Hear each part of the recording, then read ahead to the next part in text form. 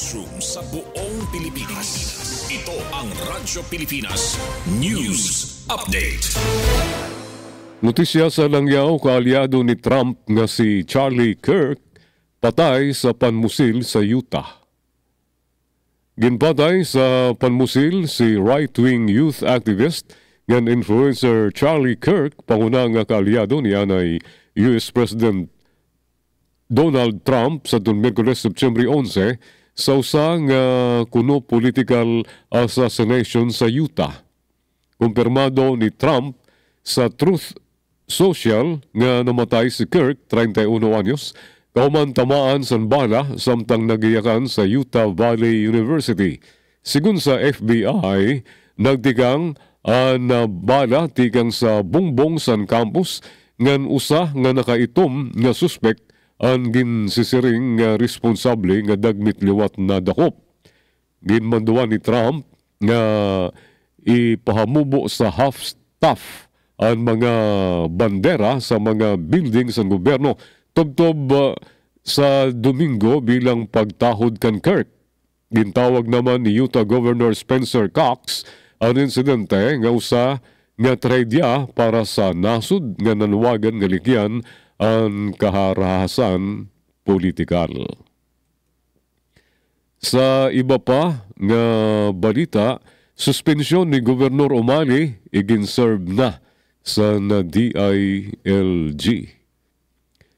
Formal na nga igin-suspend sa Department of the Interior and Local Government sa pagka-gobernador si Nueva Ecija Governor Aurelio Oye Umali kauman magawas ang consolidated decision ang Office of the Ombudsman ngan ginsintensyahan ini nga guilty sa kaso nga pag-issue sa mga illegal quarry permits sa probinsya. Nakarawat sa Kapitolyo sa Nueva Ecija sa Lunes, September 8, 2025 an order sa DILG Central Office nga pirmado ni Attorney Hubert Gervasio, Undersecretary and Chief of Staff ni DILG Secretary John Vic Rimulya. Gintangkapan ni Umali nga mag-file sa niya sick leave tinikangan Agosto 13, 2029 kundi waray ini pagbigye sa DILG. Tungod kay cover na ini sa 1-year suspension without pay sa Office of the Ombudsman. Masar sa 29 kapahina nga desisyon sa Ombudsman na hatulan nga guilty si Umali sa kaso grave misconduct, gross neglect of duty, ngan conduct prejudicial to the interest of the service tungod sa pagpabor sa mga howlers nga magkwari nga waray kaangayan nga permit tikan sa national government. Nag-ugat ini sa kaso nga igin-file ni Roberto Duldulaw sa March 2024 kundi nakitaan sa pagtalapas ang gobernador sa pag-issue sa 205 quarrying permits nga wala environmental compliance certificate tigang sa DENR.